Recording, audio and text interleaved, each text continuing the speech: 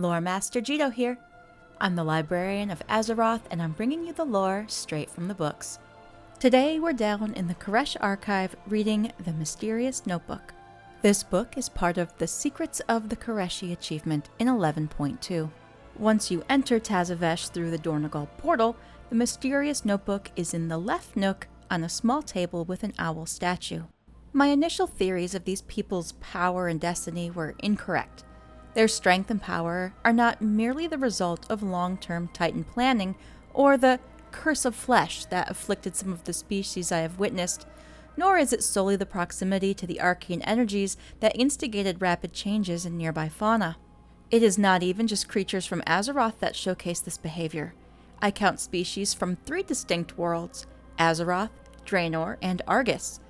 Through my network of informants, I have determined that while they are all from disparate origins, even in far-flung worlds, they have all traveled here from Azeroth. That must mean something. A visit to this Azeroth is warranted. The diversity of energy mastery is impressive.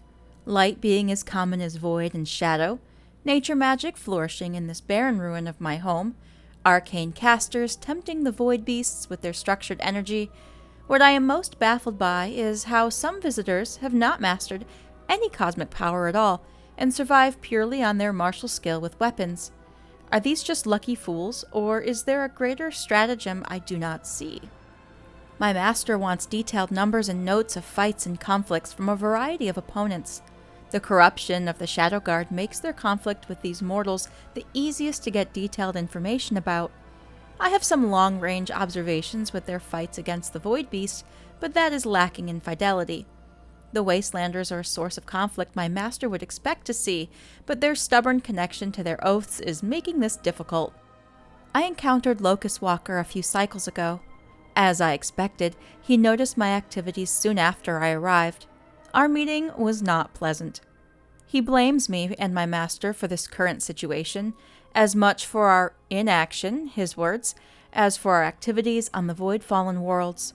He issued a few credible threats toward my existence should I move my plans from observation to experimentation. My master will want to know how I will overcome this resistance and will not be satisfied with just letting this foolish plan of Locust Walkers play out to his detriment. My master will not receive this missive before this conflict concludes, so I may be able to solve this problem the way I have solved so many threats. Observe and report. The fashion of these mortals ranged from impeccable and dazzling to ridiculous and intentionally garish. Few wore an ensemble I would categorize as bland.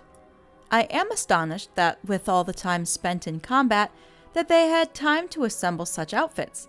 I managed to acquire several scraps of their fabric.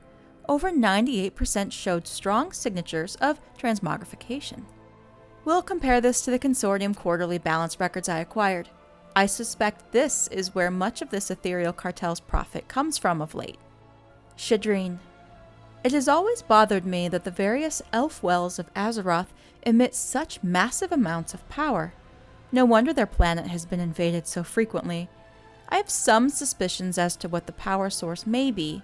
We'll write more after this business on Koresh is done.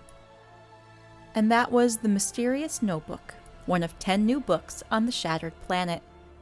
Let me know your thoughts on the lore we uncovered today in the comments below. If you're craving more lore, here's a few recommendations from the collection to browse. If you like this video, be sure to subscribe to activate your library card and check out more books with me, the Librarian of Azeroth. Thanks for watching.